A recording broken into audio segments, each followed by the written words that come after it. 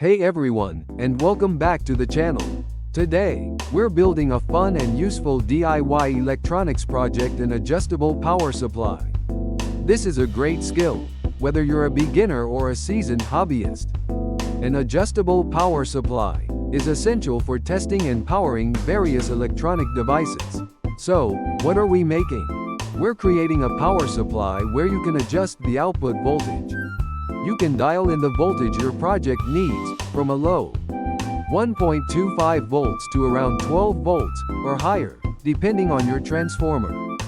This is much better than a bunch of fixed voltage adapters. The heart of our power supply is the LM317 voltage regulator chip. The LM317 is a versatile integrated circuit, designed for adjustable output voltage. It's inexpensive, easy to work with, and reliable.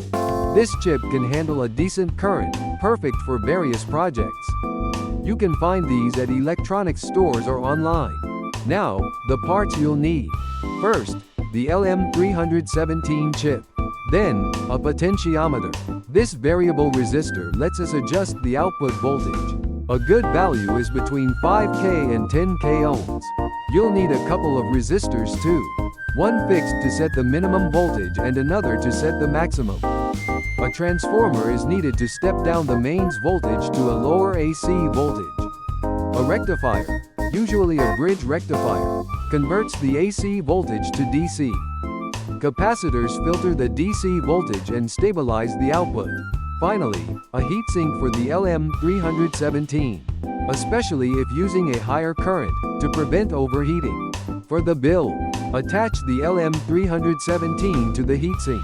This is important because the LM317 gets hot when regulating voltage. Wire the components according to the LM317 datasheet. The datasheet has the pinout and component values. Input is for the rectified DC voltage. Connect the output of the rectifier to the LM317's input. The LM317's output goes to the positive output terminal. The negative output terminal connects to ground. Connect the potentiometer and resistors, as described in the datasheet, to set the output voltage range. Carefully solder all components. Double-check all connections before applying power. Good soldering is critical. Time to test. Carefully plug in your power supply, and measure the output voltage with a multimeter. You should be able to adjust the voltage with the potentiometer. Test by connecting different electronic devices, like an LED circuit or a small DC motor. Ensure the voltage and current ratings match your test device.